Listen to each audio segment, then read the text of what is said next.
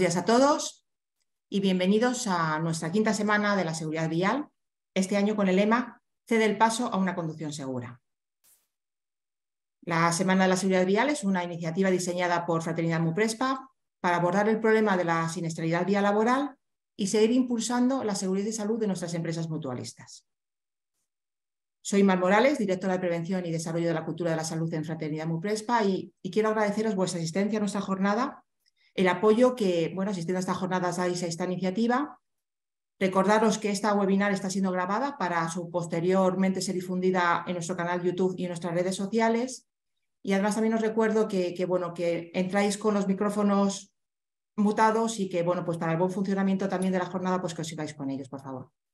Bueno, el lema de la jornada, conceder el paso a una conducción segura, queremos hacer y defender que solo es un buen conductor aquel que mantiene una conducción preventiva y colaborativa con el resto de usuarios que conducen por nuestro entorno, siendo conscientes que las vías públicas son un espacio que todos debemos de compartir. Todos los que las usamos, seamos peatones o conductores de cualquier tipo de vehículos, debemos de ser conscientes de ellos y debemos de adoptar conductas que nos ayuden a usarlas de forma segura, cómoda y fluida, prestando especial atención a aquellas situaciones que son más vulnerables, como pueden ser los pasos de peatones, los semáforos en ámbar, las rotondas, las incorporaciones, los cambios de vía en los que además de mantener la correspondiente distancia de seguridad, debemos de facilitar la maniobra al otro compañero. Conceder el paso a una conducción segura queremos, además de promover una conducción que sea atenta, una conducta tolerante y de respeto a los demás, con responsabilidad, con comprensión, que al final son principios básicos de convivencia, porque la conducta vial es una manifestación más de la conducta social. Y si conducimos como vivimos, y si en esos momentos en el ambiente se detecta una cierta crispación y una cierta competitividad muy agresiva, intentemos que evitarlas, trasladarlas a la conducción, porque desde luego no van a ayudar a reducir la siniestralidad, porque los accidentes de trabajo viales son año tras año una de las principales causas de inmortalidad y de capacidad permanente laboral. En el 2021, 216 trabajadores perdieron la vida por accidente de tráfico y este año, solamente con la información que tenemos hasta agosto, ya sabemos que han perdido la vida más de 144. Los motivos son los de siempre: la velocidad, el alcohol, las drogas y las distracciones. Y si son los de siempre, y si todos lo sabemos, ¿por qué no hacemos uso de esta información para evitarlo? ¿Por qué tanta gente conduce poniendo en peligro su seguridad y la de su entorno? Los expertos hablan, por una parte, del sesgo de confianza, en la que los conductores que mantienen estas conductas de riesgo las mantienen porque consideran que son mejores conductores o bastante mejor que el resto, y con una falsa percepción de control que les hace sentirse inmunes a sufrir un accidente. Por otra parte, también se atribuye como causa que estas personas a la hora de conducir solo son capaces de pensar en las sensaciones placenteras que ésta las produce y son incapaces de ponerse en lugar del otro. Esta falta de empatía hace que no les importen las consecuencias negativas de sus acciones ni el modo en que puedan, con esta forma, influir en los demás. Pero ante tal situación, ¿qué es lo que hacemos? ¿Hay que aceptarlo como inevitable o, lo que es más importante, podríamos convencerles para que conduzcan con más cuidado y con la debida consideración al bienestar de los demás? En Fraternidad Muprespa confiamos que visibilizar la gravedad de las consecuencias y en cómo cambia la vida de todo tu entorno podría hacer flaquear esa confianza, esa percepción de control y esa inmunidad que creen tener. Por eso la jornada de hoy la hemos dedicado a lo que se esconde detrás de un siniestro vial, porque queremos abiertamente mostrar las consecuencias de una conducción insegura con el testimonio de una persona que ha sufrido un siniestro vial y tratar con expertos que nos van a analizar las consecuencias colaterales que tienen este tipo de siniestros y las medidas preventivas que pueden adoptarse. Porque la Semana de la Seguridad Vial es una semana para el recuerdo, pero también queremos que sea un instrumento para promover la necesidad urgente de acciones eficaces para todos los que trabajamos en la prevención. Un año más contamos en los distintos actos presenciales que se están realizando con motivo de la semana, en La Coruña, en Oviedo, en Zaragoza, en Murcia, en Jaén, también en Madrid. Contamos con las asociaciones de víctimas de siniestros viales, AESLEME y Stop Accidentes, que son para nosotros colaboradores habituales y además esenciales para mantener el espíritu de esta Semana de Seguridad Vial. Y luego, a la jornada de hoy, pues también tengo que agradecer la participación de Eduardo Llana Martínez, Joan Vidal Sancho, María Collado Tortosa, Miriam Moya y María Segui Gómez. Muchísimas gracias a todos por compartir con nosotros vuestra vivencia, vuestro conocimiento y vuestra experiencia con todos. Y para inaugurar este acto nos acompaña Álvaro Gómez, Álvaro Gómez es director del Observatorio Nacional de Seguridad Vial de la Dirección General de Tráfico. Muchas gracias, Álvaro, por estar con nosotros y permíteme que en un solo segundo pueda, resumir todo tu currículum, ¿no? Álvaro Gómez es doctor ingeniero industrial por la Universidad Politécnica de Madrid, es funcionario de la Escala Superior de Técnicos de Tráfico, máster de Liderazgo y Dirección Pública por el Instituto Nacional de Administración Pública y cuenta con más de 20 años de experiencia en seguridad vial, primero como investigador de la Universidad Politécnica de Madrid y desde el 2010 en la Dirección General de Tráfico, ascendiendo en distintos puestos hasta el actual. Bueno, Álvaro, muchísimas gracias por estar con nosotros. Y además, pues comentarnos cómo el Observatorio Nacional de Seguridad Vial, pues que ha elaborado la Estrategia Nacional de Seguridad Vial con el Horizonte 2030 y que tiene por objetivo reducir en un 50% los fallecidos y los heridos graves por accidente de tráfico en esta década. Seguro que nos puedes contar muchísimas cosas al respecto que son de muchísimo interés a nuestras empresas. Álvaro, muchísimas gracias.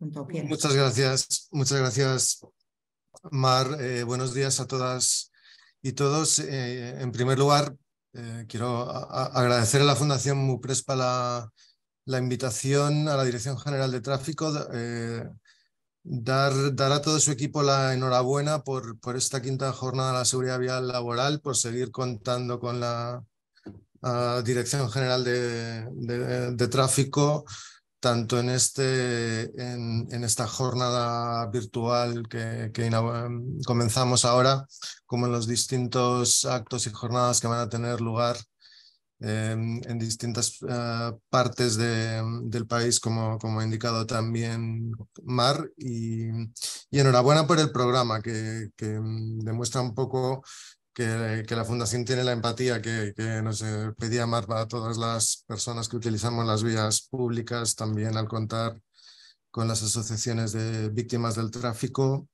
Y por otro lado demuestra también rigor por un poco el perfil y el nivel de todas las personas expertas invitadas. Yo, me gustaría hacer una mención un poco a la situación actual en términos de la seguridad vial en España y también alguna referencia a lo que deben ser las políticas para los próximos años en el marco de la estrategia de seguridad vial laboral.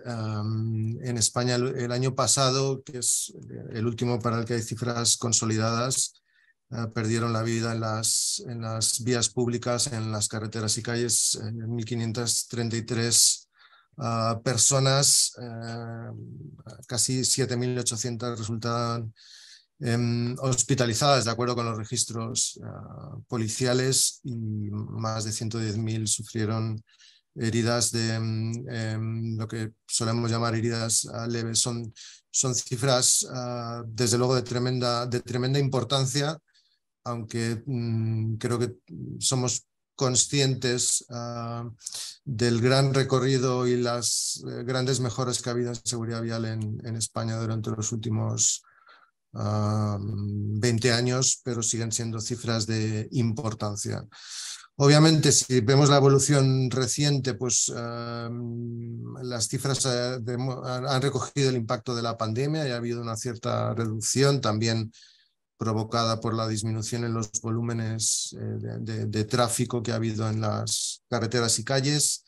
Hemos visto cambios ahora ya, que también tienen una repercusión en la seguridad vial, nuevos métodos de organización del trabajo, el trabajo a distancia, que todavía hay que ver cómo se consolida y en qué niveles. Con lo cual hay que ver un poco en cuál es el estado más permanente en el que salimos de la pandemia desde el punto de vista de la seguridad laboral. Pero bueno, lo que llevamos de año, pues en las carreteras llevamos un aumento del 4% de la siniestralidad mortal, que es un toque de atención. La próxima estrategia fija el objetivo de reducir a la mitad el número de personas fallecidas y heridas grave, y desde luego que para lograrlo en un país como España, que ya viene de lograr mejoras muy importantes, lograr reducciones adicionales y especialmente de esta magnitud va a requerir esfuerzos desde todos los ámbitos, y uno de ellos indudablemente es el de la seguridad vial laboral. Nuestras preocupaciones de la Dirección General de Tráfico y que se reflejan un poco en la estrategia, yo creo que son bien conocidas en cuanto al comportamiento, y lo señalaba Mar. Seguimos enfrentándonos a estos factores de riesgo que están detrás de muchos siniestros mortales, las distracciones, la velocidad y el alcohol y otras drogas. Lo cierto es que bueno, en cada uno de estos factores tiene una prevalencia diferente entre las personas que utilizan las vías públicas. La velocidad es un factor con una incidencia mucho más frecuente que, por ejemplo, el alcohol, pero luego cuando tenemos en cuenta el riesgo de cada comportamiento, pues, y vemos el impacto en los siniestros, encontramos niveles parecidos. En el caso del alcohol, por ejemplo, hay muy pocas personas que conducen después de haber consumido alcohol, pero el riesgo es tan elevado que la incidencia en los siniestros es todavía superior al 30%, unos niveles que sorprenden todavía a estas alturas. Y desde luego, aparte, junto con estos comportamientos de riesgo, nuestra preocupación por los colectivos vulnerables, por las personas que caminan, que se desplazan en bicicleta, en vehículo de movilidad personal o en motocicleta. De cara a los próximos años y teniendo en cuenta también el papel de la seguridad vial laboral, de las personas que se desplazan al ir o volver del trabajo y también durante la jornada del trabajo, y desde el punto de vista del papel de las empresas también, desde luego que la estrategia de seguridad vial recoge el principio de responsabilidad compartida. Este es un principio del que empezamos a hablar hace ya a finales de los 90 al menos. Al principio nos servía para decir que no toda la responsabilidad de los siniestros viales era de las personas que utilizaban las vías públicas. Al principio era un concepto que se utilizaba para señalar la responsabilidad de gobiernos, administraciones o fabricantes de vehículos o de infraestructura, pero que poco a poco también se ha ido expandiendo para indicar la gran responsabilidad o el papel importante que pueden tener las empresas en la mejora de la seguridad vial laboral. Y esto es algo que recoge la estrategia. Y un papel de las empresas que es gradual, y yo creo que la seguridad vial laboral desde el punto de vista de la empresa es un camino que hay que recorrer, y los puntos de partida, la situación inicial y las características de cada empresa son diferentes.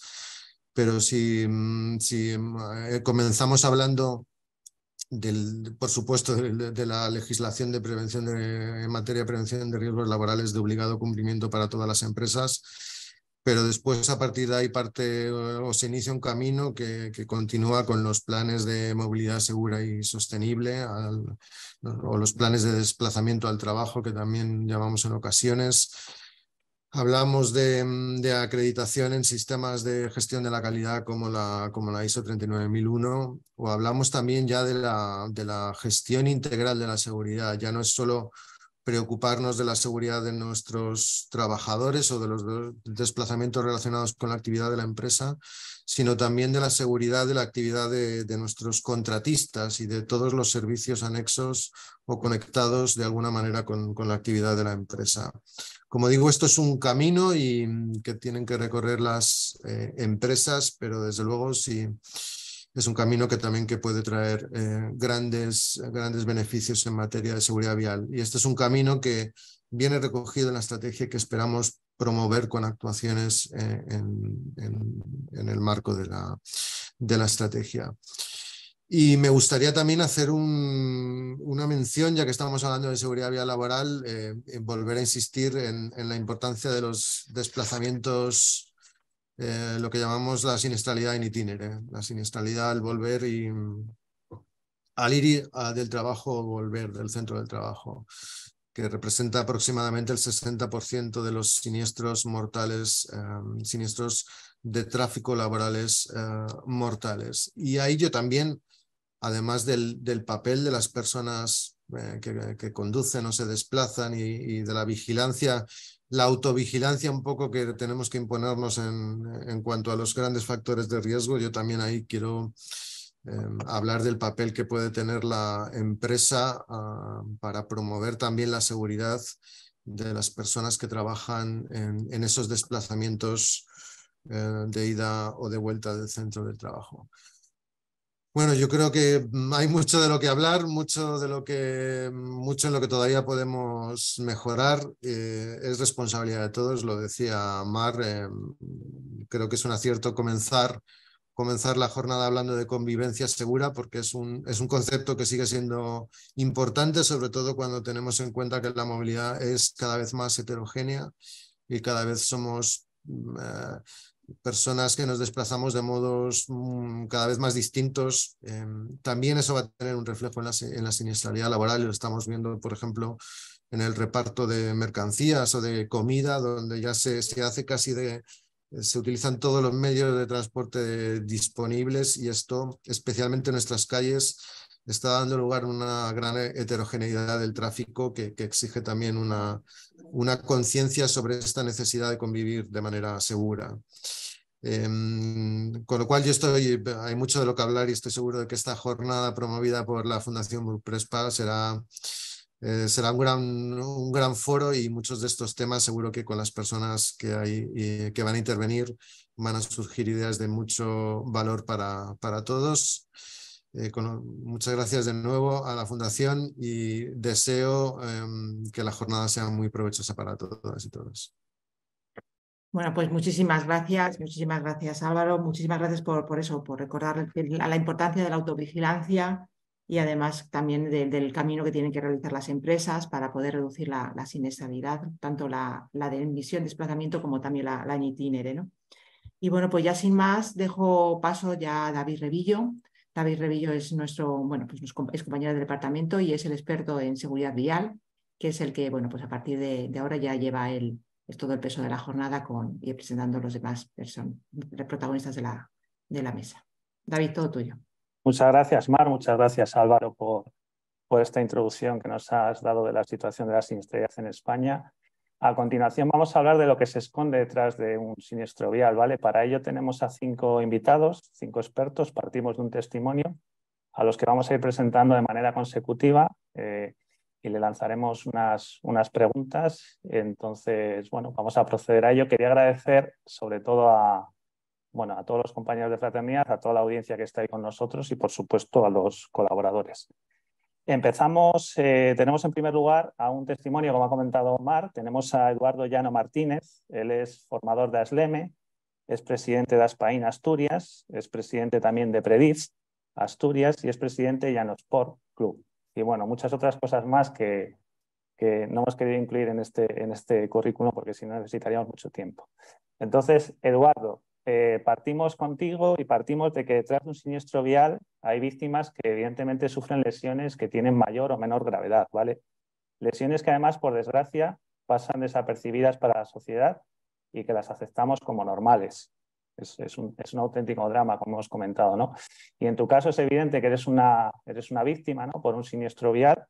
Entonces, cuéntanos un poco qué sucedió aquel 1 de febrero de 2005. Bueno, pues muy buenos días a todos y a todas. Agradeceros que contéis conmigo para este proyecto que estáis en marcha, y bueno, es un placer para mí estar esta mañana aquí con vosotros. Pues bueno, pues el 1 de febrero de 2005, hace precisamente ahora 17 años largos, pues yo me encontraba con 19 años estudiando y tenía un trabajo temporal, un trabajo para poder sacar unas pelillas para mantener mi coche y mi moto, y era repartidor de pizzas. Un trabajo que además me encantaba, imaginaros, te pagaban por andar en moto y para mí eso, más que ir a trabajar, pues era ir a dar una vuelta y ganar dinero, ¿no? Ese día 1 de febrero yo iba en mi moto repartiendo pizzas, llegué a la altura de un cruce, el semáforo se puso en rojo y frené. Cuando se puso en verde salí, pero justo al llegar a la altura del cruce vino un coche del lado izquierdo, decidió saltarse el semáforo en rojo y me atropelló. El impacto, como os podéis imaginar todos, fue un impacto brutal. Todos sabéis que una moto contra un coche, el que va a la moto tiene poco o nada que hacer. Yo pegué contra el coche, salté volando 26 metros más o menos, quedé tirado al suelo semi-inconsciente y bueno, pues hasta ahí se acercó una ambulancia para recogerme. Yo es cierto que iba bien, iba con el semáforo en verde, iba con un buen casco integral, con una chaqueta de color naranja fosforito, llevaba guantes, botas. Bueno, por mi parte la conducción era correcta y no había ningún tipo de infracción. Pero esa persona hizo que yo quedase tirado en el suelo, pues destrozado, ¿no? Llegó una primera ambulancia, no pudieron ni siquiera tocarme, pues no tenían los medios suficientes para poder reanimarme y tuvieron que llamar a la UBI móvil. Imaginaros, en el transcurso entre llegar una ambulancia y llega al móvil, también se acercó hasta allí el encargado de mi pizzería. Alguien había avisado a la pizzería de lo que había ocurrido y él al llegar allí y darse cuenta de la situación, lo único que pudo hacer por mí fue volver a la pizzería para avisar a mi familia. Y reciben esa llamada que supongo que nadie nunca quiere recibir, ¿no? Reciben la llamada de mi encargado, en concreto mi padre, diciéndole que bueno, que Edu ha sufrido un accidente de tráfico muy grave y que se lo están llevando para el hospital. Puedes imaginar que eso para la familia es una llamada caótica, ¿no? Me recogen con esa UBI móvil. Esto fue más o menos a las 9:30 el accidente de la noche. Hacia las 10, 10:15 ingresé en el hospital de Oviedo por urgencias y los médicos cuando me recibieron trataron de hacer pues lo más importante, ¿no? Que era indudablemente salvar mi vida. Y comenzaron un montón de horas haciéndolo. Hacia las 5 de la madrugada los médicos salieron de urgencias para dar un dictamen. Allí fuera, en la sala de espera del Hospital de Oviedo en urgencias, estaban ya mis padres, mi hermano, mi novia, mis amigos, todos los que se habían enterado de la noticia. Estaban realmente acojonados, llevaban un montón de horas allí y tenían miedo que cuando los médicos saliesen les dijesen que no habría nada que hacer. Los médicos, como os estaba contando, salieron y les contaron la verdad. La verdad en aquel momento es que tenía un politraumatismo muy, muy severo, que probablemente podría fallecer aquella misma noche, que si no fallecía probablemente tendría lesiones ya irreversibles de por vida. Les dijeron que me había roto un montón de huesos. Imaginaros, me rompí un fémur, me rompí la mandíbula por 3 sitios, me rompí 4 dientes, 6 costillas, un dedo de la mano, 5 vértebras y la base del cráneo. Les dijeron que por estas 2 últimas lesiones probablemente tendría ya lesiones irreversibles, que ya sabían seguro que habría una lesión medular y que igual también podría tener una lesión cerebral. Yo es cierto que el día que tuve el accidente llevaba un muy buen casco integral, llevaba además el mío particular porque me gustaba utilizar el mío porque era mucho mejor que el que me proporcionaba la empresa. El casco que yo utilizaba era un casco de más de 500 euros. Aun llevando ese casco, el impacto que pegué por este lado me rompió la mandíbula aquí, aquí y aquí. Y todos estos huesos de la mandíbula se trajeron para atrás. Y como bien todos sabéis, la correa del casco va por aquí debajo. No tuvo manera de hacer su efecto y el casco salió volando por un lado. Y yo caí al suelo sin casco. Al caer contra el suelo sin casco, pegué con la parte más baja de la cabeza, que es la tan conocida nuca. Y bueno, pues eso básicamente es desnucarte. Yo tuve la gran suerte que aun rompiendo la base del cuello no toqué la médula a ese nivel, pues no, por supuesto yo no estaría vivo hoy. Pero también les dijeron a todos los que estaban allí en aquella sala de espera bueno, que había una probabilidad de que tuviese quizás una lesión cerebral, que había un coágulo de sangre en la cabeza que estaba rondando el cerebro y que, bueno, que las cosas pintaban mal. Además, que acaba de entrar en coma esa misma noche y que estando en coma las expectativas de futuro eran bastante inciertas, que estando en coma podría fallecer esos primeros días o primeras horas y acabarse todo, que podría quedarme el resto de mi vida en coma y fallecer el día de mañana, meses o años después del accidente, o que me podría despertar, pero que no sabían exactamente cuándo podría despertar ni en qué condiciones. Imaginaros que, bueno, pues a partir de esa misma noche comenzaron para mí 27 días de supervivencia. 27 días durante los cuales estuve en coma. Durante esos días los médicos me operaron de las diversas fracturas que os he comentado que tenía en mi cuerpo y afortunadamente para mí 27 días después del accidente me desperté. Nadie sabía lo que se iban a encontrar exactamente, no sabían si iba a tener una lesión cerebral o no y solo podrían verlo con seguridad cuando estuviese consciente y tratasen de comunicarse conmigo, ¿no? Y ver cómo yo funcionaba. El primer día que me despertaron yo pues no lo recuerdo, pero me han contado lo ocurrido. Me desperté muy nervioso, muy agitado y me lo arranqué todo. ¿Qué era todo en aquel momento? Pues todo básicamente era un respirador automático que tenía conectado aquí en la traqueotomía, sueros, goteros, sondas gástricas, bueno, todo esto supongo que sobre todo habéis visto alguna vez en la televisión, ¿no? Mejor verlo ahí que no verlo en directo. Los médicos, cuando se dieron cuenta de lo que estaba haciendo, me paralizaron, me sedaron y me tranquilizaron. Al día siguiente vuelven a despertarme, yo sí ya recuerdo este día perfectamente y bueno, pues recuerdo despertarme en una cama, tumbado, rodeado de pitidos, de máquinas, de pantallas y empiezo a ponerme muy nervioso porque no tengo ni idea de dónde estoy. Como os he dicho, el accidente fue más o menos a las 9:30 de la noche. Yo del día del accidente solo logro recordar hasta las 3 del mediodía. De ahí para adelante me han contado todo lo ocurrido, pues no recuerdo ni montar en moto, ni ir a trabajar, ni un golpe, nada. Por lo cual no tengo un porqué para estar allí. Empiezo a ver todo lo que me rodea y entiendo perfectamente que estoy en un hospital, pero claro, al no recordar el accidente no puedo imaginar cómo he acabado allí. Intento dirigirme a las personas que me rodean. Allí alrededor tengo a médicos, doctores, enfermeros, auxiliares, pero me doy cuenta no puedo ni siquiera abrir la boca. Como me la he roto por 3 sitios, la tengo enganchada con unos teclajes metálicos, la tengo cerrada a la fuerza. Y además, como todo ese tubo que está respirando por mí, conectado a la garganta, no puedo ni siquiera intentar balbucear. El aire no pasa por las cuerdas bucales. Si todo eso me parecía poco, de repente me doy cuenta que estoy atado a la camilla. Me pongo, pues, histérico, ¿no? Directamente. Y de repente aparece una cara conocida. Aparece mi padre pidiéndome que me tranquilice. Tranquilo, tranquilo, hijo, que no ocurre nada. Me acerca un papel y un lápiz y me dice que le escriba allí lo que le quería preguntar. Y en aquel papel, como buenamente puedo, le pongo que dónde estoy, qué ha ocurrido. Me dice, estoy en un hospital, que he tenido un accidente. Y me cuenta lo que ha ocurrido, ¿no? Que un coche se ha saltado un semáforo en rojo y me ha atropellado. Que iba bien, pero que alguien lo ha hecho mal y me han llevado por delante. Pensar que yo cuando tuve el accidente tenía 19 años. Con 19 años te cuentan que tu vida va a cambiar para siempre, que te vas a quedar en una silla de ruedas porque no vas a poder mover tus piernas nunca más y que a ver cómo sales del hospital, ¿no? En aquel momento me encontraba en una situación de completa incertidumbre, no era capaz de imaginar ni siquiera cómo podría salir de allí, ni si podría llegar a ser independiente alguna vez más o no, o tendría que depender de por vida de ayudas de familiares, amigos o incluso médicos, ¿no? Pues bueno, es una situación para nada esperada, pero indudablemente, como estamos hablando ya desde que hemos empezado esta sesión, pues es algo que se podría haber evitado, ¿no? El conductor que a mí me atropelló decidió que tenía mucha prisa y que en vez de frenar en el semáforo en rojo, se lo saltaba unos 4 segundos en rojo. Y Como bueno, pues como comenta, la verdad que es un testimonio durísimo, Eduardo. Es una suerte que te tengamos hoy aquí, pero bueno, que es una historia de vida que yo creo que merece ser escuchada, ¿no? Porque seguramente hoy a otra persona le pueda estar pasando, como comentaba Mar. Además es que tenías todos los clichés que se suele decir de la prevención, ¿no? El trabajador que es un repartidor, trabajador joven, colectivo vulnerable. Y bueno, la verdad que una pena, que nos puede pasar a cualquiera. Eh, Eduardo, te quería plantear, tú que has vivido esta experiencia tan traumática, ¿vale? Que supongo que emocionalmente es muy complicada, como veremos más adelante. En seguridad vial laboral se habla mucho de cambiar conductas, comportamientos, hábitos, para que seamos más seguros en la conducción. Y hablamos de la percepción del riesgo, ¿no? De que a las personas nos falta percepción del riesgo, de las consecuencias que puede tener sufrir un siniestro vial, ¿no?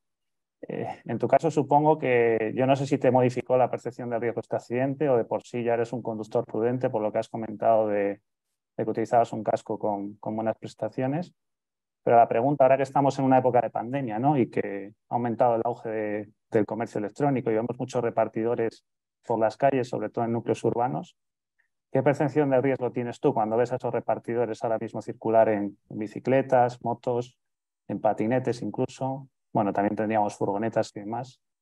¿Qué percepción tienes como espectador de los riesgos que pueden tener, ¿no? bueno, indudablemente yo creo que todos somos consecuentes con lo que vemos cada día en la carretera, ¿no? Creo que estamos constantemente viendo trabajadores de empresas de transporte que están constantemente manipulando sus PDAs o sus teléfonos para poder llegar a tiempo a entregar ese paquete. Y bueno, yo creo que la era tecnológica ha mejorado muchas cosas, pero con respecto a esto se ha empeorado mucho. Yo deciros que cuando iba a repartir una pizza no tenía que llevar el teléfono móvil con el Google Maps, sino que sabía perfectamente a qué calle tenía que ir y si no lo miraba antes en un mapa en el plano callejero que teníamos en la pizzería, ¿no? Hoy por hoy, como bien he dicho, yo creo que todos vemos constantemente manipular el teléfono móvil, las PDAs a transportistas de cualquier tipo y de cualquier ámbito, vayan en patinete, vayan en bicicleta, vayan en furgonetas. Y eso es una conducta súper irresponsable, ¿no? Porque al final, por querer hacer todo tan deprisa, por querer llegar todo tan rápido, tan a tiempo, decidimos que durante ese trayecto va a haber mucho riesgo. ¿Por qué? Porque si durante la manipulación de uno de esos aparatos hay un peatón que cruza la calle o hay un ciclista o otra persona que está por ahí delante, en el momento en el que estás mirando el aparato electrónico no puedes ver lo que está ocurriendo a tu alrededor. Yo creo que al final tenemos que intentar combinar lo que es un envío rápido con lo que puede ser un riesgo, ¿no? A esos conductores que son transportistas, yo les pediría que siempre, antes de salir de la ruta que acaban de finalizar, es decir, del pedido que acaban de dejar, verifiquen dónde tengan que ir estando parados y salgan, pero que no vayan durante toda esa ruta haciéndolo. Ese es el problema al final, ¿no? Que al final en un momento generan un despiste y en ese despiste a veces afortunadamente no ocurre nada. Pero si en ese momento alguien cruza la calle, alguien pasa un paso de peatones o un ciclista aparece por un lateral, pues esa persona se la podría llevar por delante. El riesgo que yo veo, yo siempre lo he visto. Yo no me considero ni mejor ni peor conductor que nadie. Yo creo que todos alguna vez en nuestra vida hemos arriesgado nuestra vida sin querer y no somos conscientes de ello. Pero lo que yo creo es que sí que utilizando unos buenos patrones de conducta todos los días, todo eso disminuye. Indudablemente, siendo conscientes de que hacer algo mal cuando vas conduciendo no solamente te puede producir una multa, que es lo que todos queremos evitar, ¿no? Sino que realmente la multa es lo de menos. El problema es que puedes producir un accidente de tráfico y tener unas consecuencias gravísimas, tanto tú como las demás personas que estamos alrededor. Porque yo, como siempre digo, esto no es yo corro, yo bebo, yo me mato. Esto es yo corro, yo bebo, igual te mato a ti. Igual mato a mi pareja que va sentada en el asiento del acompañante. O igual mato a mis hijos si van detrás. Entonces, al final, tenemos que ser conscientes de que todos estamos en la carretera. Pues Eduardo, yo creo que con ese mensaje has dado en la clave, ¿no? Que compartimos la vida con mucha gente y que no es solamente nuestra seguridad, sino la del resto de personas. Muchas gracias y nada, vamos a continuar con el doctor Joan Vidal Sansó del Institut Guzmán Hospital de Neurorehabilitación. Él es doctor en medicina por la Universidad de Barcelona y especialista en medicina física y rehabilitación. Buenos días, Joan, muchas gracias. Supongo que escuchar a Eduardo, ¿no? Al contrario que al resto, para ti no es algo novedoso, ¿no? Ya que detrás de un siniestro vial pues hay víctimas que sufren lesiones medulares importantes, ¿no? Y de tipo cráneoencefálico también, que necesitan de un equipo de profesionales médicos para volverles a incorporar, ¿no? Para superar ese cambio de vida que tienen, ¿vale? Entonces, quería preguntarte, para los que estamos fuera, que nos contaras brevemente cómo es un día a día cómo es el día a día en vuestro instituto, ¿vale? Y si recibís muchas víctimas diarias por siniestros viales, también vinculados al tema laboral. Te voy a lanzar varias preguntas, ¿vale? ¿En qué condiciones llegan esos pacientes y familiares desde la parte emocional? Y luego lo ha comentado Eduardo, cómo es ese proceso de rehabilitación también, ¿no? Un poco que nos des unas pinceladas de todos estos aspectos.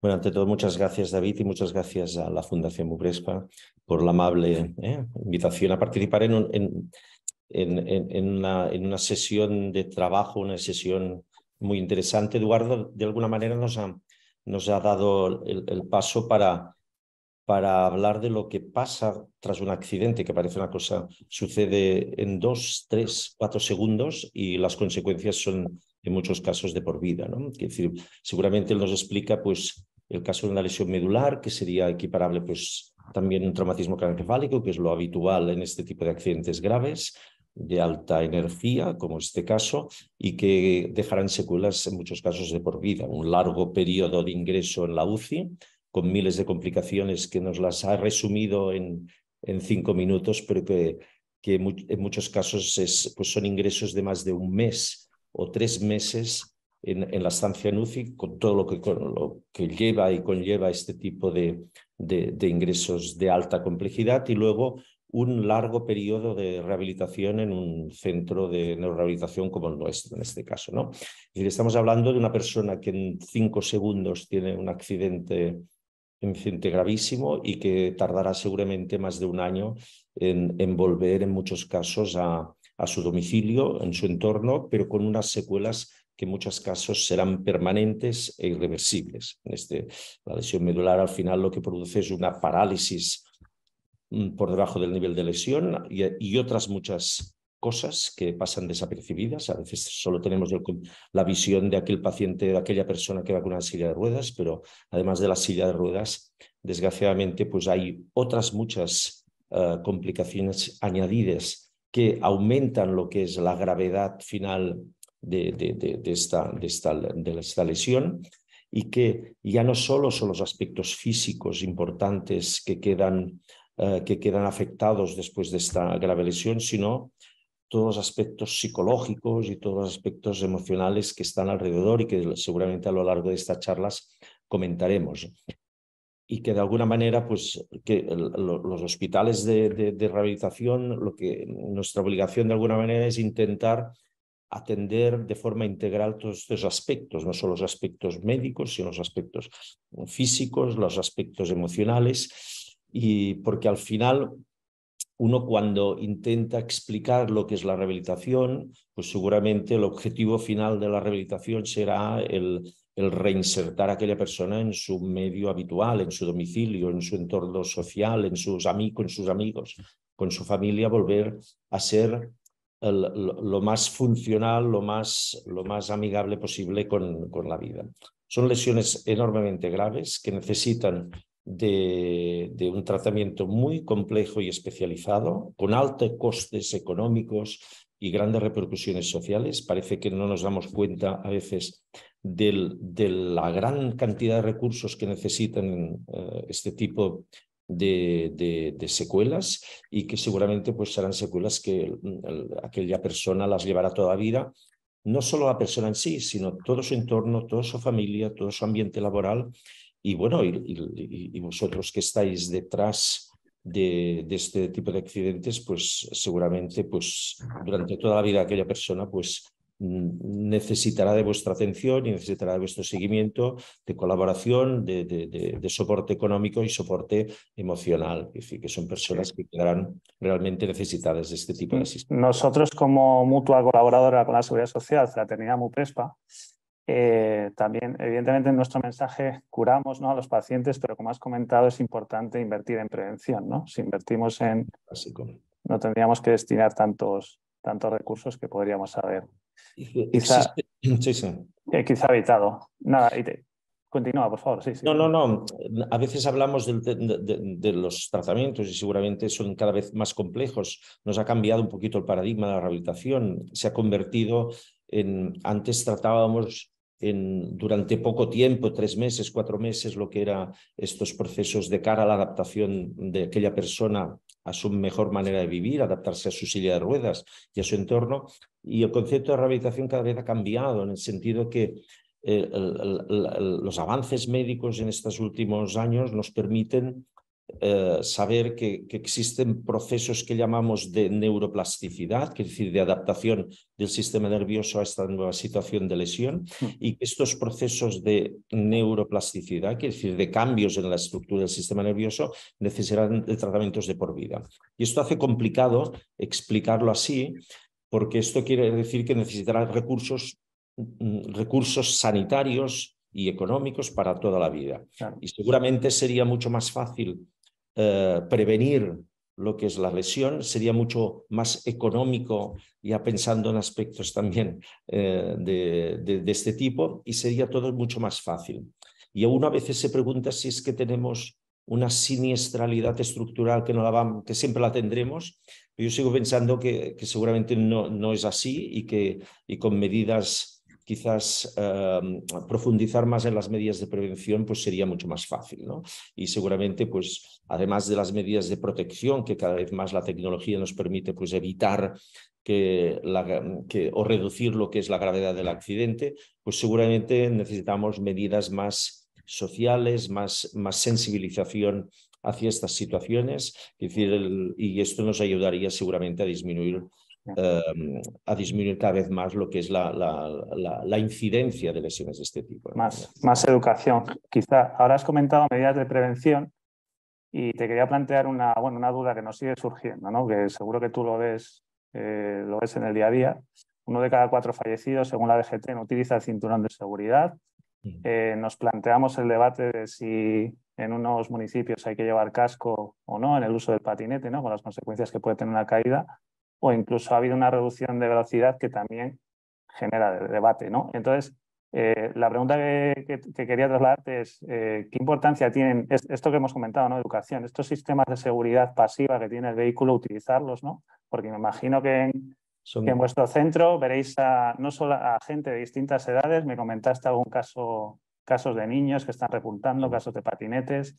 Entonces, bueno, ¿cuánto importante es entender esto?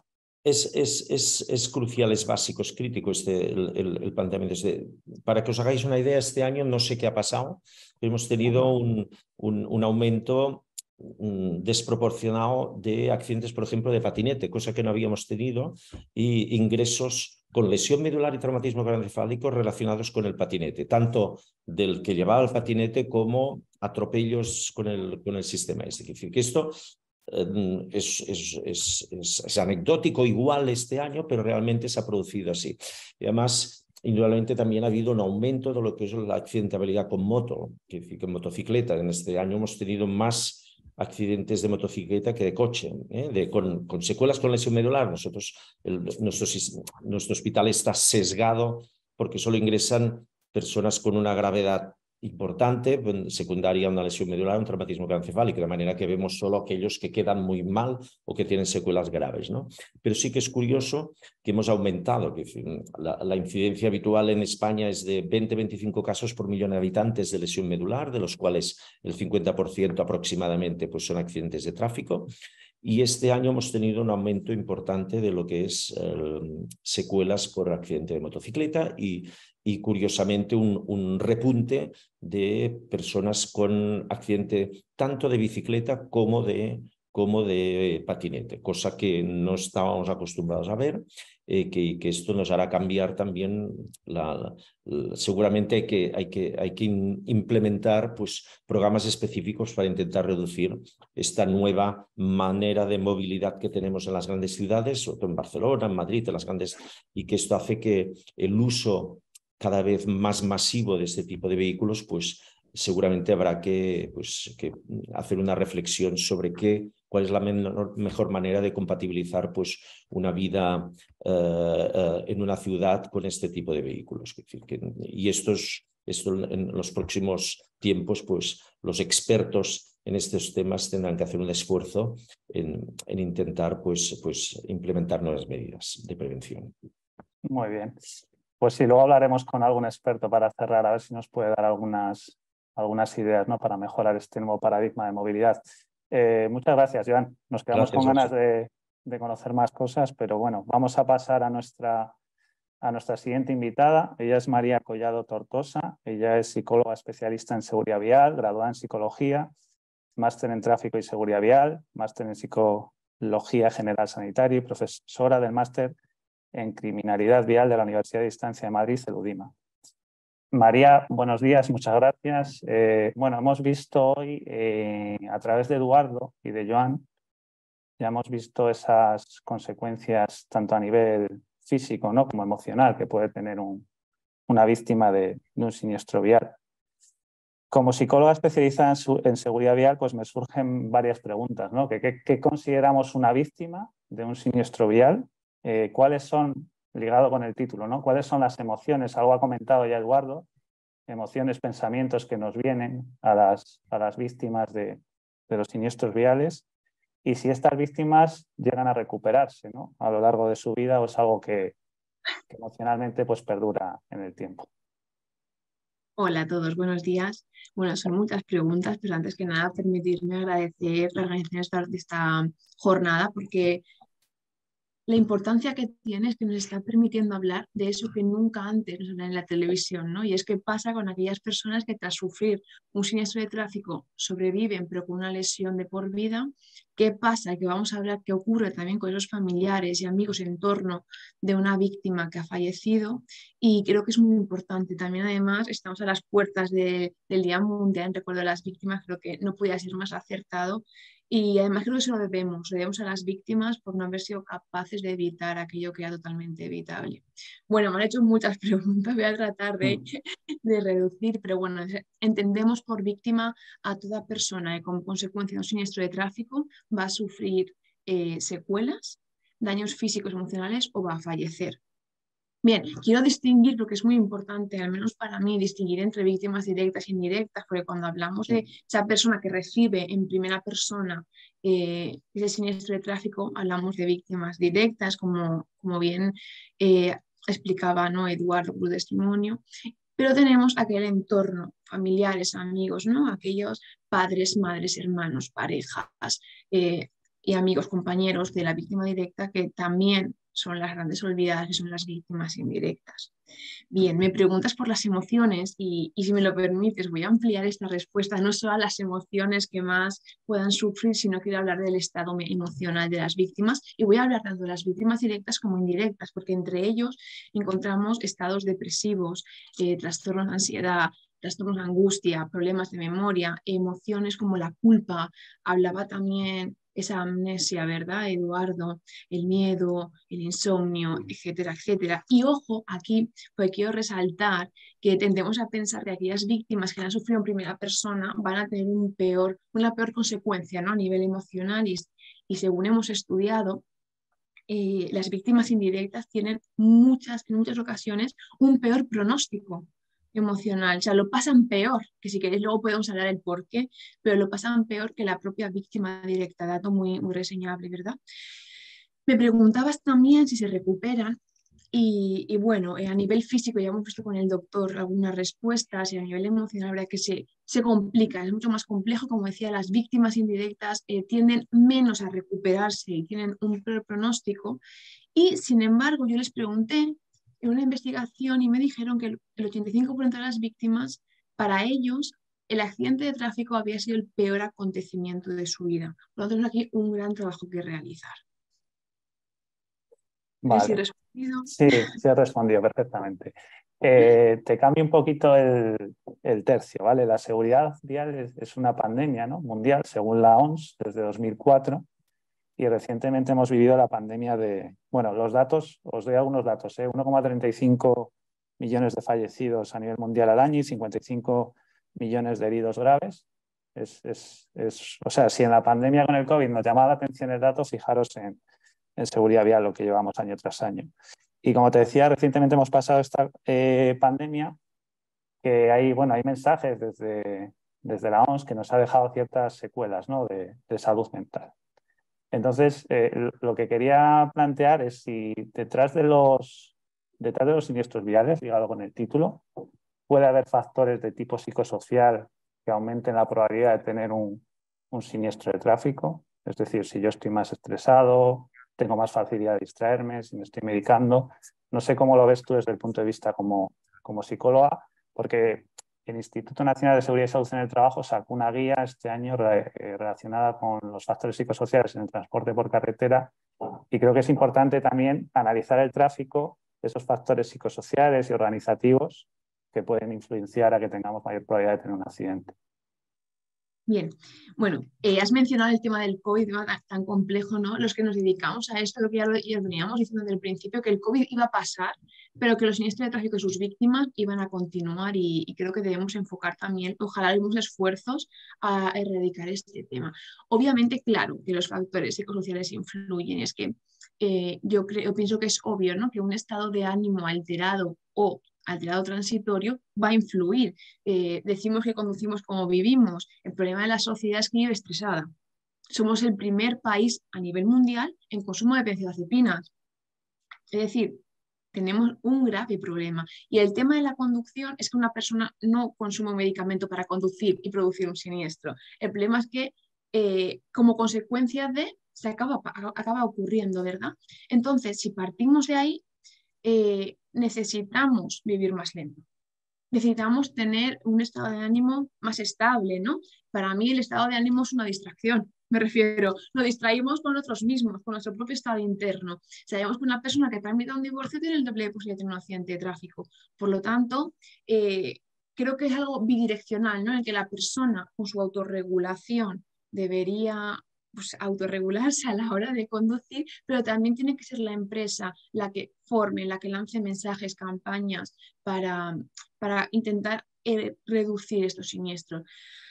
Por ejemplo, si hablamos de lo más obvio, que es un conductor que o transporta mercancías, personas, o un repartidor, como han aumentado estos casos, claro que el tema del estrés, el tema del tiempo, incluso el tema de la velocidad les va a afectar. Tenemos que tratar de que, y además así lo dicen, ¿verdad? Si escuchamos los tiempos que corren en contra, va a aumentar esa fatiga, va a aumentar ese cansancio mental, va a aumentar ese estado de ánimo alterado. Pensemos que además el peor accidente de tráfico no es por alcohol ni por drogas, es por el que uno se queda dormido.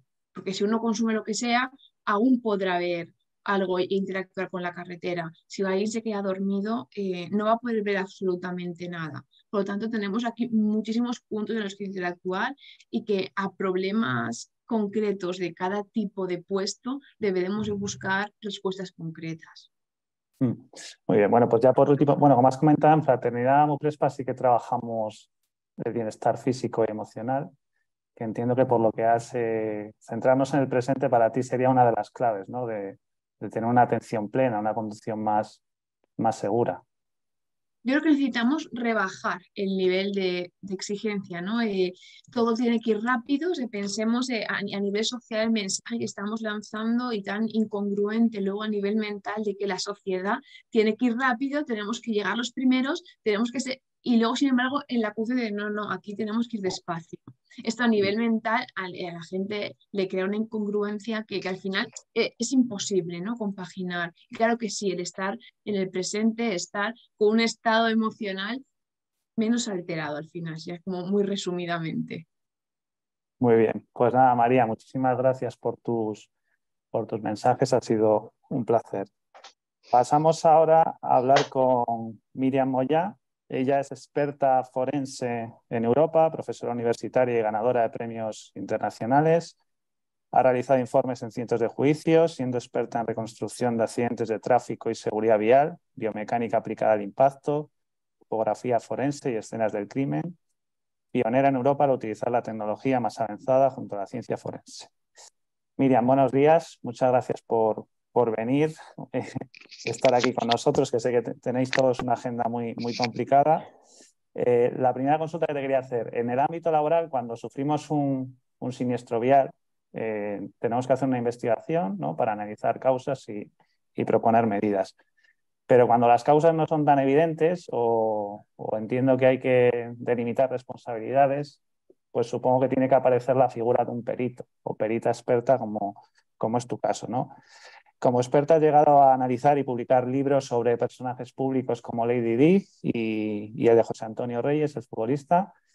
Y entonces, bueno, cuéntanos, ¿en qué consiste tu papel como perito? Es decir, detrás de un siniestro vial, ¿cuándo aparece ese perito? Cuéntanos un poco también tu día a día y esas evidencias que son tan difíciles de encontrar en ocasiones. Gracias, David. Buenos días a todos y gracias por la oportunidad con estos ponentes que me está encantando la jornada.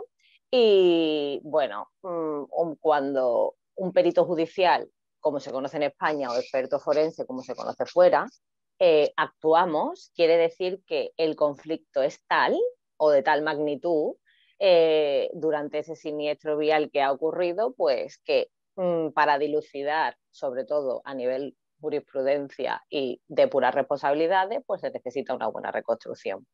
Quiero destacar, y me encanta destacar, que el pilar fundamental, uno de los pilares fundamentales de la seguridad vial es la prevención, como bien hacéis, ¿no? Por ejemplo, hoy. Y nosotros, como perito o forense, experto forense, en esas investigaciones lo que hacemos es prevenir. ¿Por qué? Porque investigamos el pasado para salvar o reconstruir el futuro. sabemos en qué hemos fallado, sabemos, como bien dice María, que es imposible evitar el hecho de que alguien conduzca frustrado, tenga sueño, te lleve una medicación con la cual no es recomendable conducir. Todo eso está ahí, pero hay que acabar de dilucidar y demás. ¿Qué hacemos los peritos judiciales? Pues sobre todo los reconstruccionistas, lo que realizamos pues con una serie de técnicas y tecnologías, pues hacemos una serie de reconstrucción de ese siniestro que no es tan evidente las causas como las que aparentemente pueden parecer. Por ejemplo, en Eduardo, su siniestro vial ha sido una desgracia absoluta a nivel de lesividad, pero sí que parece, bueno, que estaba claro, una persona se salta un semáforo y atropella a otra con sus claras consecuencias nefastas. Esto no ocurre siempre y no ocurre en la mayoría de los siniestros y tenemos que echar mano, ¿no?, de la tecnología y la ciencia que tenemos a nuestra disposición, como la topografía forense, en la cual pues se recaba la evidencia de ese siniestro. Y es muy importante que todo el mundo entienda que no es todo lo que parece lo que ha ocurrido en ese siniestro o lo que en un primer momento la fuerza instructora puede recoger. Porque que no se nos olvide que esa fuerza instructora, esa policía, esa guardia civil, en ese momento necesita proteger a esa escena para evitar, evitar un siniestro peor y más grave y dar paso al tráfico y demás y recoger evidencia. Entonces, los peritos judiciales, ¿qué hacemos? Después, en el tiempo, después de esa evidencia recogida por esa fuerza instructora, realizamos más recogida de evidencia a través de, por ejemplo, técnicas como la fotogrametría, aplicamos la biomecánica y demás. Pero sí que es verdad que lo importante de un siniestro vial es recoger toda la evidencia posible para después poder analizarla, investigarla y que dé sus causas reales de ese siniestro vial para depurar las responsabilidades judiciales. Claro, y supongo que esas evidencias luego ayudan a que eso no se, a que eso no se vuelva a repetir, ¿no? Que es lo que buscamos desde el punto de vista preventivo. De prevención. Exacto. Eso es.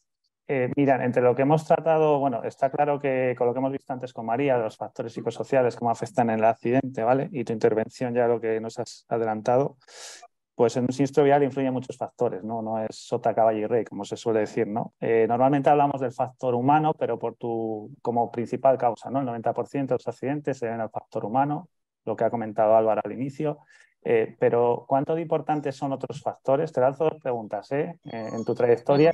¿Cuánto importante son los otros dos factores, como pueden ser el vehículo o la infraestructura a la vía para minimizar, en este caso, las lesiones, algo de lo que ya hemos hablado, ¿vale? Y me pregunto si en esta movilidad conectada del futuro que estamos tratando y del vehículo autónomo, si tú, en tu profesión, crees que los peritajes a la hora de buscar evidencias van a cambiar y si ya esos siniestros no serán tan achacables al factor humano, ¿no? Si detrás de los siniestros viales pues estarán otro tipo de factores que no tengan tanto que ver con el alcohol, distracciones, velocidad, etcétera. Sí, obviamente, David, el factor humano sabemos que tiene un gran peso, es el 90% culpable, ¿no?, de los siniestros viales, pero también quiero destacar que es muy fácil echar la culpa al factor humano. Es decir, voy a explicar por qué es el 90%. Obviamente, alcohol y drogas. Drogas sabemos que es 0% de lo que se puede hacer al conducir, pero en alcohol yo soy también, no soy tolerante a nada, ¿no? Porque a las personas nos dicen puedes llevar un 2% y nosotros, bueno, pues siempre eso pues lo hacemos el doble y das la opción de poder llevar a alguien que conduzca y beba alcohol al mismo tiempo. Entonces, cuando nosotros decimos que el 90% es el factor humano, está presente en esos siniestros, también tenemos que saber que es la causa fácil de poner en un informe técnico y es un ejemplo el que os voy a poner porque el asiento de un vehículo de 4 ruedas, un turismo más peligroso por estar en las estadísticas de más peligroso, porque es donde se producen más siniestros o más lesiones, es el asiento del copiloto. Nadie piensa o todo el mundo sabemos que cuando tenemos un accidente, una colisión por alcance, es decir, un coche te da por detrás y es muy normal decir, ay, mi cuello, ya tengo un latigazo cervical y su posterior esguince cervical, eso es muy normal, y si no conocemos a alguien es raro. Entonces, por eso, ese asiento de ese copiloto es el más peligroso dentro de un vehículo, no porque realmente lo sea, ¿me explico? Es decir, aquí entra la picaresca española y el factor humano obviamente está presente, pero ¿cómo lo demuestras? Yo, como perito judicial, en un juicio, me baso en la evidencia encontrada, no en un estado de ánimo. ¿Me explico? Tú puedes estar frustrado, puedes ir discutiendo con tu pareja y obviamente es una distracción cognitiva con un móvil, un radio, lo que sea, pero yo no me puedo basar solo en eso, necesito encontrar otras evidencias que en el juicio, delante de un tribunal, tú puedas saber qué realmente ocurrió. Entonces, todo esto se basa, el factor humano es como un poco subjetivo dentro de lo que es un accidente o un siniestro vial, como nosotros ya siempre lo llamamos, ¿no? Porque no es un accidente, un acto del destino. Siempre hay una causa y hay que encontrarla. Y a eso me dedico, a encontrar esas evidencias que se muestran. Por ejemplo, cuando he dicho, no es todo lo que parece, ¿no? Cuando yo he tenido casos, por ejemplo, en los cuales había un atropello, y ese atropello, la persona que atropella sin querer, que a ver cómo eso lo demuestras, porque la otra persona está atropellada, el peatón, dice que es que esa persona le hace una amenaza directa y le saca un arma, una pistola. ¿Y cómo se puede saber? Pues ahí cogemos la autopsia, que es muy reveladora, y sabemos cómo es la lesión que tienen las piernas. Y al final de toda la investigación sabemos que esa persona, el peatón, se ha dado la vuelta, ha mirado directamente al coche y hay una posibilidad de que ese arma pudiera sacarla en ese momento. Es decir, las cosas no son siempre lo que parece. Y luego, volviendo a la pregunta de la movilidad conectada y demás, nos faltan muchos años y mucho estudio, mucho camino que recorrer. ¿Por qué? Porque tenemos que cambiar, para empezar, el parque móvil de este país, igual que de muchos países. Tenemos lo denominado, o sea, que todos conocemos como caja negra, pero que todos los vehículos no la llevan, la llevarán a partir de ahora. Pero claro, hay que cambiar el parque móvil de este país y no va a haber, que los siniestros serán mucho más fáciles, pero ahí, por ejemplo, en una caja en la cual te da la información de lo que ocurre en unas fracciones de segundo, tú tienes que saber analizar, investigar, reconstruir, y todo ello, pues cambiará la forma que tenemos de reconstruir, ahora mismo buscando la evidencia con otros medios, fotogrametría, topografía forense y demás, cuando, bueno, pues pasaremos a lo que es esa movilidad conectada. Y no nos olvidemos que esa movilidad conectada entra en el peligro de los hackers y demás, y de ya no ha sido tanto el factor humano presente, ahora ha sido más la tecnología, que por supuesto la industria automotriz está a años luz de lo que es la seguridad vial. Los ciberataques que me comentabas, ¿no? Que podamos tener por ahí.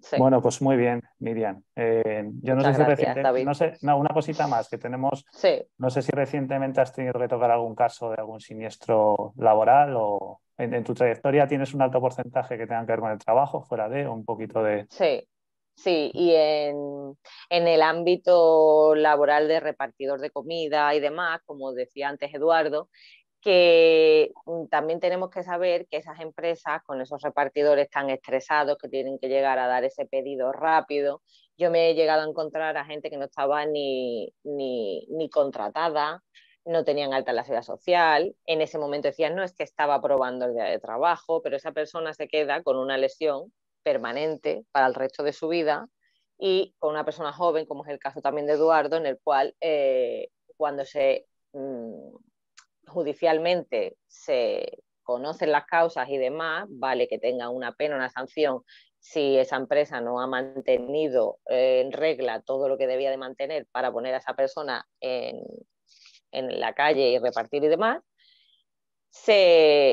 bueno, pues ahí se va el factor humano, es que no tiene, aunque esta persona haya tenido la culpa o bien haya estado distraída y demás, pero ¿cómo se arregla si la moto ni siquiera era de la empresa, no estaba ni siquiera contratado en ese momento? En fin, es que hay tantas variables y tenemos tantas causas dentro de un siniestro vial, tanto laboral como no laboral, que la investigación tiene que ser ardua, exhaustiva y realmente dilucidar todo lo que tiene Pues en torno a ella. Pues muchas gracias, Miriam, porque esas cosas que no nos planteamos suceden seguramente, ¿no? Porque no las vemos en el día a día y al final evitarían los siniestros viales. Muchas gracias. Vamos a cerrar ya con la última intervención. Nuestra última invitada, ella es María Seguí Gómez. Es consultora de seguridad vial con agencias internacionales como la Organización Mundial de la Salud, el Banco Mundial o la Federación Internacional de Automovilismo. Previamente desarrolló una carrera académica que culminó calificando como catedrática de Medicina Preventiva. Ejerció también cargos públicos como directora de Salud Pública en Castilla-La Mancha y directora general de Tráfico en España. Bien, María, muchas gracias de nuevo. Llegamos a la parte final de la jornada. La de una vez que analizamos todas estas causas, motivo del accidente y las consecuencias que tiene, lo complicado, ¿no? Que es la de toma de decisiones después de tener un siniestro, ¿no? Buscar soluciones y estrategias como la que ha planteado Álvaro en la 2030. Como experto en seguridad vial a nivel internacional, ¿podrías darnos algunos datos sobre lo que supone para la salud pública la pandemia de los accidentes de tráfico? Y una pregunta más, ¿cuáles son los focos que propone la Asamblea de Naciones Unidas para el año 2030 para mejorar la seguridad vial en el mundo? Pues muchas gracias, David. ¿Las dos preguntas juntas las respondo ahora en los próximos minutos? Sí, por favor. Vale, como lo quieras. organizarme. Sí, por no interrumpirte. Te lanzaba por no interrumpirte, ¿vale? Para que pudieras. Perfecto, perfecto. Muchas gracias y en cualquier caso, gracias por la invitación a participar de este panel. Estoy encantada del discurso que se ha ido elaborando a lo largo de los previos ponentes y también impresionada de ver a tantas personas suscritas a la sesión. Gracias a todos y gracias por estar hasta el final, que siempre es el punto débil de todas estas teleconferencias. Y acabo además reconociendo lo que me gusta ver a bastantes personas conocidas con las que he interaccionado profesionalmente en el pasado. Así que, insisto, muchas gracias. Los datos a nivel mundial son abrumadores, pero como habéis anclado esta sesión en un caso concreto, el caso de Eduardo, déjame también narrar ese impacto global a partir de su caso. Eduardo es una víctima con lesiones no mortales, obviamente, que en su momento, en el 2005, sumaría a los aproximadamente 12.000 heridos hospitalizados por accidente de tráfico que la policía informó en aquel año, las policías españolas encargadas de este tema. Álvaro nos ha dicho antes que en el año pasado, en el año 2021, esa cifra eran 7.800. Pero por favor notad que Álvaro ha insistido en que estos son los heridos hospitalizados según los informes policiales, porque en nuestro propio país, si en vez de mirar los informes policiales, lo que hacemos es ver los informes hospitalarios, los recuentos que desde el Ministerio de Sanidad se pueden hacer, esta cifra de heridos hospitalizados por accidente de tráfico es prácticamente el doble. ¿De acuerdo? Entonces, en nuestro propio país estaríamos hablando de en torno a unas 14.000-15.000 personas que sufren de unas heridas que requieren cuidado sanitario de mayor o menor duración y con mayor o menor discapacidad residual. Y estos heridos hospitalizados lo son como base, como nivel inferior a esta pirámide famosa que siempre se proyecta, en donde en la cúspide hay unos 1.533 exactamente fallecidos reconocidos en las estadísticas oficiales. Bueno, pues estos 1.500 fallecidos suman a los fallecidos por accidente de tráfico que ocurren en todos los demás países en el mundo y estos nos llevan a este 1.350.000 víctimas mortales que tú mismo has citado previamente. El drama lo es por varias dimensiones. Primero, en el 2021, 1.350.000 muertos, los estimados han ocurrido en todo el mundo. Bueno, pero claro, ¿es esto mucho o es poco? Todo es relativo en esta vida. Bueno, pues son tantos como para ser la 12ª causa de muerte a nivel mundial.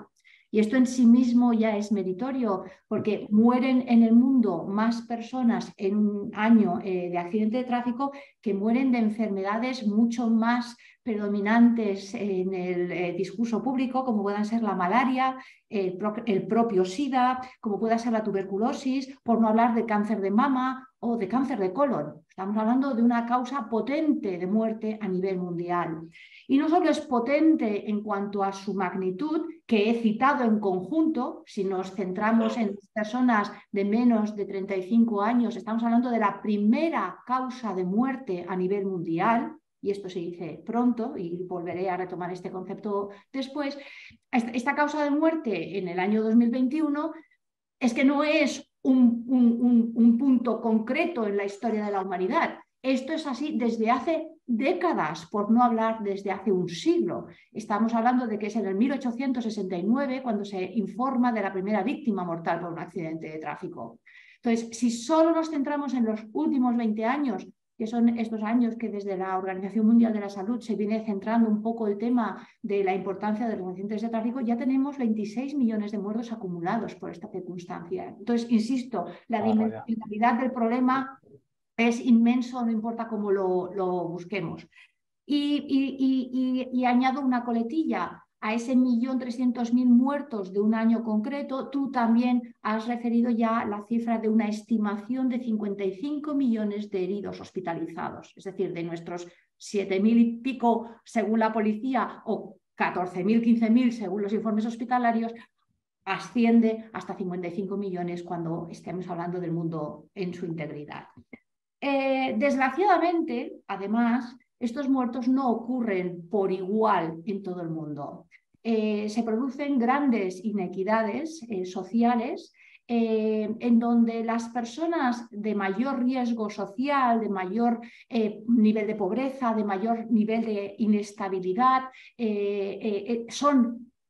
están a mayor riesgo de morir en un accidente de tráfico o de sufrir lesiones más graves.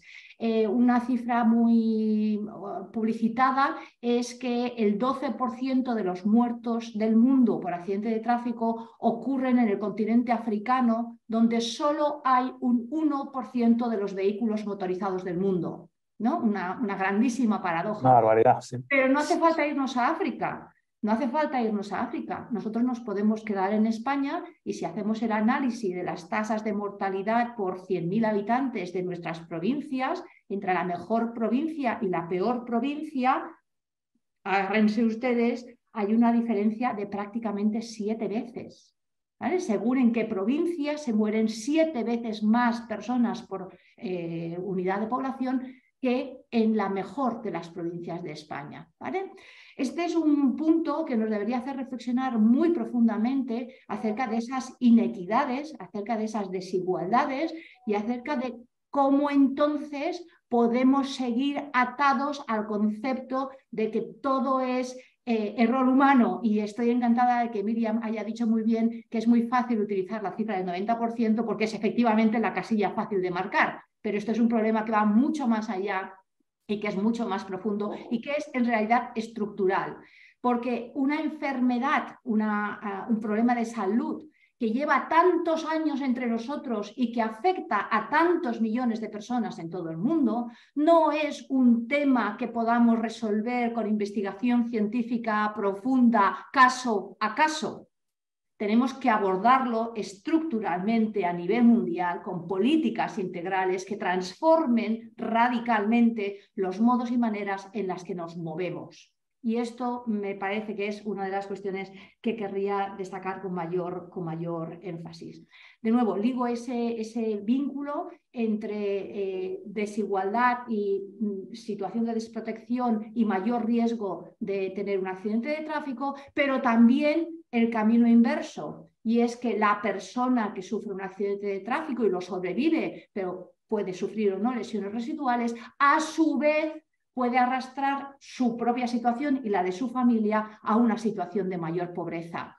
No es por personalizarlo ni mucho menos, no sabemos lo que Eduardo está haciendo en estos momentos, pero en cualquier caso, cuando la realidad que describo es de tal magnitud y he comentado que la principal causa de muerte hasta los 35 años es el accidente de tráfico, podemos inmediatamente asociar cómo tantas familias acaban perdiendo el miembro de la familia que mayor aporte económico estaba haciendo a esa familia. Entonces hay una ligación directa entre por no hablar de si esta persona acaba con una lesión permanente y residual que efectivamente va a requerir no solo de que no pueda trabajar, sino que va a requerir de un cuidado continuado que va a modificar también las condiciones laborales del entorno en donde vive. Creo que con esto el impacto mundial queda bastante claramente descrito, y si quieres entramos entonces en si esto se traduce en un 2% del Producto Interior Bruto mundial o un 5%, pero creo que ya es irrelevante, ¿no? No, está. Sí, son unos datos que nos dicen que detrás de los siniestros pues hay un problema de salud pública, es evidente. A todas las dimensiones. A todas las dimensiones, sí, no hace falta. Entonces, esto nos llevaría a la segunda parte, ¿no? Y insisto, este concepto de que no estamos hablando de una enfermedad emergente, no estamos diciendo que el caso del accidente de Eduardo sea especialmente singular, no estamos hablando de un problema que haya que investigar de nuevo. Es un problema que hace años que venimos investigando, y todas las investigaciones y todas las intervenciones aplicadas demuestran claramente que hay cosas que funcionan y cosas que no funcionan. Y España es un magnífico ejemplo de cuando en un momento determinado nos sumamos a la Unión Europea y por tanto debemos adoptar multitud de intervenciones que la Unión nos requiere, empezamos a invertir en infraestructura, empezamos a invertir en métodos alternativos de transporte, empezamos a tener vehículos que han de adherirse a convenciones internacionales respecto de la seguridad de esos mismos vehículos, y nuestras cifras van de 9.000 y pico fallecidos al año en el 1989 a los 1.500 que tenemos en este año. Entonces, que hay cosas que funcionan, lo sabemos. La cuestión es qué otras cosas debemos implementar en nuestro entorno y qué otras cosas deben implementarse en otros países del mundo que no han vivido la transformación que hemos vivido en nuestro propio país, que, insisto, nos sitúa entre países líderes a nivel mundial y en todo caso bien insertados en el contexto europeo, siendo la Unión Europea la región del mundo con la menor siniestralidad vial, ¿no? Entonces somos muy privilegiados en estas dimensiones. Pero si estamos así y estamos aquí, la siguiente pregunta es entonces, bueno, ¿y qué se puede hacer desde las unidades de seguridad vial, de las diferentes divisiones de salud laboral de las empresas? Y la respuesta es infinidad de cuestiones. Pero la primera es erradicar del discurso el concepto del 90% de las víctimas son error humano. Esa frase tendría que quedar aniquilada de nuestra existencia, porque es la que nos tiene enganchada en no resolver el problema de su raíz.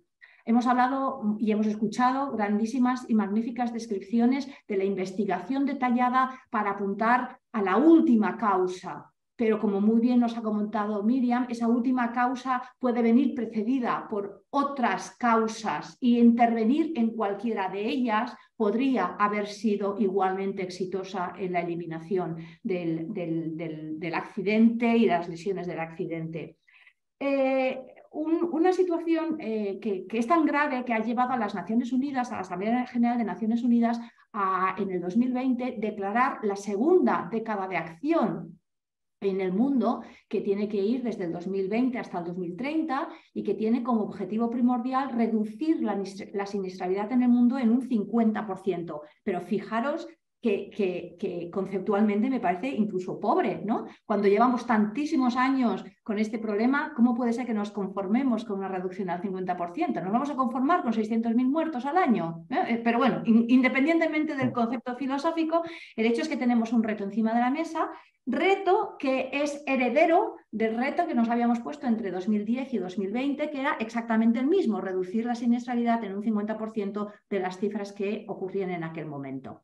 Este plan de acción de Naciones Unidas nos saca un poquito de este énfasis extraordinario sobre el comportamiento humano y nos hace pensar en el contexto en el que estamos viviendo. Estamos en un punto de inflexión, estamos en un punto de transformación donde la movilidad como tal se está revisando muy profundamente, ¿no? Entonces, el concepto de movilidad sostenible que estamos escuchando todos los días, hasta en la sopa, es el concepto en el que la primera sostenibilidad tiene que ser la seguridad.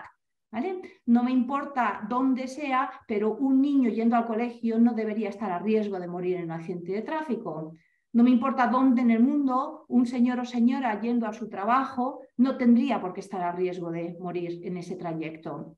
Y ya no hablemos de si el trabajo de ese señor o esa señora es precisamente la conducción. Nadie tendría por qué estar muriendo en el contexto de su ejercicio laboral. Y sabemos que a día de hoy el accidente de tráfico es la principal causa de siniestralidad laboral y sabemos que el accidente en torno al mundo del trabajo puede representar hasta un 60% de esos accidentes que vemos, de ese 1.300.000 muertos. Así que el salir de la obsesión del comportamiento individual, no por quitarle importancia, sino por decir, además de eso tendremos que hacer otras cosas, pasa por dejar de ser la unidad exótica que llega para resolver el problema al final e encarnarnos en las unidades de toma de decisión de nuestras empresas en donde se está hablando de la movilidad, del patrón de movilidad de nuestros trabajadores, sea por su trabajo o sea en relación a llegar al trabajo o irse del trabajo.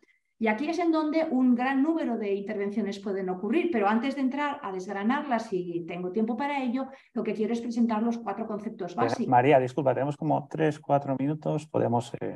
Vale, pues vale. Entonces el concepto básico es que esta movilidad sostenible, que insisto, tiene que tener su primera definición de sostenibilidad en la supervivencia del individuo que está realizando el desplazamiento, tiene que plantearse en primer lugar si esos desplazamientos son necesarios. Estamos teniendo una reunión virtual, casi 100 personas y cada uno estamos en un lugar, ¿no? O sea, afortunadamente, una cosa que hemos aprendido de una desgracia como ha sido la COVID-19 ha sido que el teletrabajo es realmente una posibilidad y que no necesariamente tenemos que estar siempre desplazándonos para ejecutar nuestras tareas. La siguiente gran dimensión a abordar es el modo de transporte, el cómo llegamos a nuestro trabajo. Y efectivamente las empresas tienen mucho que decir a ese respecto, no solo en sus planes propios, sino también en su encarnación en valoraciones como puedan ser las del 39.001 y demás. Y más allá de ya llegar a cuáles son los viajes que deben hacerse por métodos motorizados o electrificados más o menos tradicionales, entonces abordar 2 temas fundamentales, que son la elección de la ruta. No todas las carreteras llevan a Roma, pero no todas tienen el mismo riesgo innato de tener un accidente en ellas. ¿Cuándo es el momento en que las empresas se meten a fondo en la toma de decisiones respecto de la selección de ruta de sus trabajadores?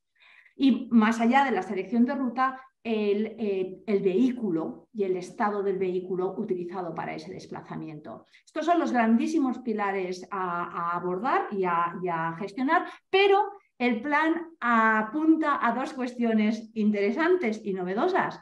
Una de ellas es la paridad de género. Una cuestión que puede parecer trivial porque habéis hecho un panel muy balanceado entre mujeres y hombres, pero lo cierto es que el transporte profesional está todavía predominantemente en manos del sector masculino y sobre todo la toma de decisiones sobre movilidad en el mundo y en nuestras empresas está predominantemente en manos masculinas. Y esto no es para criticar a ningún intelectual y brillante caballero, sino es para abordar la necesidad de que tal vez sensibilidades diferentes y bagajes diferentes también pueden aportar cambios a la manera en que la cantidad y la manera en que nos movemos. Otro punto que aborda el plan es la necesidad de tener seguros, porque aunque nos parezca imposible, hay muchos países en el mundo en donde el seguro obligatorio no es obligatorio, los vehículos circulan sin cobertura y por lo tanto todos esos cuidados a posteriori de los que nos hablaba Joan pues no se pueden subvencionar. Y la tercera cuestión que aborda el plan es la necesidad de capacitar no solo al sujeto que tiene que saber que no puede beber ni conducir ni tomar benzodiazepinas cuando conduce, sino también capacitar a los tomadores de decisión de las unidades de movilidad. Y concluyo con la última y más innovadora de las reformas. Muchos de vosotros en las diferentes empresas pues tenéis un plan de seguridad vial. Con un poco de suerte habéis dado el paso adicional de intentar conseguir la certificación de la ISO 39001. Bueno, pues el siguiente reto es que vuestras empresas asuman el informar acerca del impacto de esa actividad empresarial en seguridad vial en una forma análoga a la de la huella de carbono, que está tan de moda en estos días, ¿no? Pues la huella de seguridad vial. ¿Y esto cómo se ancla? Bueno, pues se ancla perfectamente en el objetivo de desarrollo número 12, que habla del consumo y la producción y el consumo responsable de las empresas, y habla de la posibilidad de que nuestras empresas, además de sus informes financieros habituales, informen sobre su contribución sobre otros objetivos de desarrollo sostenible, y este sería uno fantástico porque este objetivo es el objetivo de desarrollo 3.6, la reducción de los muertos. Y acabo porque así doy pie a que puedas entonces hacer algún comentario adicional. Muchísimas gracias. Nada, simplemente tenía una otra pregunta, pero ya nos has ido con tu exposición respondiendo un poco con claves que pueden adoptar las empresas. ¿Vale? Has comentado el teletrabajo. Evidentemente, como dices, cada municipio, cada país tiene que adaptar, o cada empresa, ¿no? Tiene que adaptar sus medidas a la movilidad que tenga cada uno. Pero bueno, lo que se suele comentar es que la vacuna de la seguridad vial parece que está más trabajada, ¿no? Que son cosas que ya conocemos y debemos de poner en práctica. Así que nada, muchas gracias, María, un placer. Vale, un placer tenerte aquí. Y vamos a dar, por concluida la jornada, vamos a dar paso al cierre, que lo va a hacer nuestra subdirectora de Prevención, Calidad y Comunicación de Fraternidad Muprespa, y ella es Natalia Fernández Laviada. Natalia, gracias. Muchas gracias, David. Bueno, de verdad que ha sido una jornada apasionante. No tengo palabras para poder resumir todos los mensajes y todo lo que hemos compartido durante este tiempo. La Mutua Fraternidad Muprespa trabaja desde hace mucho tiempo, pero en los últimos 5 años con esta 5ª edición, en esta semana en la que intentamos devolver a la sociedad y compartir con ella mucho del trabajo que se realiza por diferentes protagonistas, como hemos podido ver hoy. 2 términos que quiero que encierren al final de esta jornada. Uno es gracias y el otro los mensajes, ¿no? Gracias porque sin Álvaro, sin Eduardo, sin Joan, sin María Collado y Seguí, sin Miriam, esto hubiera sido imposible. Habéis estado espectaculares, creo que habéis hecho un discurso y una narrativa perfecta desde el principio hasta el final, de verdad espectacular. Por otro lado, creo que hemos tocado todos los ángulos. También quiero agradecer tanto a la red de fraternidad que hoy nos acompaña como a las empresas mutualistas y, por supuesto, a todos los aliados dentro de esas ODS que también María ahora mencionaba, dentro del ámbito de la ODS 17, las alianzas necesarias para trabajar todos juntos, porque sumamos todos en esto, a la Dirección General de Tráfico, a la Fundación CENAE, a Stop Accidentes, a SLEME, a Spain, Asturias, y luego a todos los institutos regionales que en diferentes jornadas presenciales nos van a acompañar durante toda esta semana, al Instituto de Aragón, al de Galicia, al de Asturias, al de Madrid, al de Murcia, al de Jaén, y empresas también como Somajasa, que están muy vinculadas con, como indica la estrategia de seguridad vial 2030, ¿no? Que habla de que entre todos sumamos vidas. En cuanto a los mensajes, los mensajes que hemos podido escuchar, unos titulares, un solo titular por cada uno de nuestros protagonistas.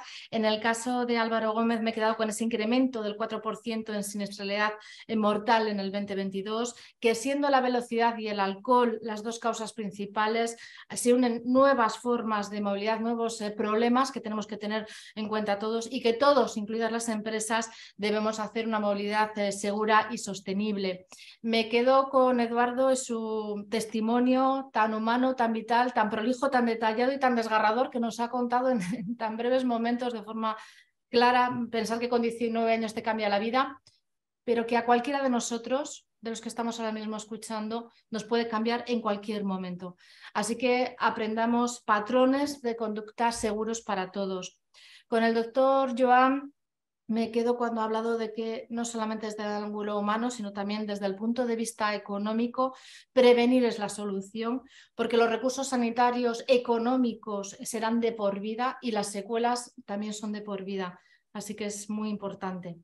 Con María Collado me he quedado con el tema de las víctimas directas e indirectas, ¿no? Siempre pensamos también en la familia, pero es que claro, cuando has dicho que igual hasta las secuelas indirectas a los familiares nunca siguen adelante del todo, pues es terrible, ¿no? Víctimas directas e indirectas que sufren secuelas físicas y psíquicas terribles, algunas recuperables y otras no. Conducimos como vivimos, también me he quedado con eso, conducimos como vivimos estresados, con lo cual es nuestro estado mental el que debemos de cambiar porque si no va a ser imposible. Con Miriam, cuando has hablado de buscar las causas, ¿no? De las causas para evitar que los accidentes se produzcan. Cuando tú investigas un accidente lo haces para intentar esclarecer ese siniestro, pero también para dar solución a que no vuelvan a suceder más adelante, ¿no? Que el factor humano está ahí, pero que hay que abordarlo porque es un problema estructural y por tanto abordarlo desde todos los factores, ese 90% del factor humano famoso. Y María Seguí, que has estado brillante, creo que has hecho un cierre estupendo. Aquí sí que me sería imposible hacer un resumen, así que me quedo con los datos de heridos hospitalizados, que son el doble de los estadísticos oficiales policiales, que eso no lo había llegado yo a pensar nunca que pudiera ser así, que es la 12ª causa de muerte mundial y que no hay ninguna enfermedad en el mundo que acabe con tantos seres humanos como la enfermedad de la siniestralidad vial. 26 millones de muertos acumulados en 20 años, es que he tomado bien los datos, o sea, espeluznante. Y también en la desigualdad, ¿no? Como has contado lo de África, pero también en España, que pueda ser 7 veces más muertos de una provincia a otra, no has dicho la provincia, pero bueno, de una provincia a otra, dependiendo de la pobreza, ¿no? De la pobreza que siempre está asociada a la desigualdad, da igual por donde lo miremos, ¿eh? Pobreza antes y pobreza después. Muchísimas gracias. Por último, recordaros que en la página de Previene podéis encontrar el programa, también en las noticias y en el propio carrusel del resto de las jornadas que vamos a tener durante esta semana. El día 15 de noviembre en Zaragoza, el 17 de noviembre jornadas y colaboraciones con Murcia, con Asturias, en Jaén y en Madrid. Invitaros a nuestro Frater Talk del 18 de noviembre, muy especial, con las personas en el centro de la seguridad y también un invitado de lujo, como todo el panel que hemos podido disfrutar hoy, con Bartolomé Vargas, que también seguro que le conocéis, 45 años de trayectoria, premio Polifreno 2022 y el primer fiscal jefe de seguridad vial de la Fiscalía General del Estado durante 16 años. Así que muchísimas gracias. Sigamos trabajando todos en esta convivencia segura y sostenible, interviniendo en la multicausalidad, que lo ha dicho María muy claro, en la multicausalidad del siniestro vial laboral, porque nadie debe morir trabajando. Muchísimas gracias.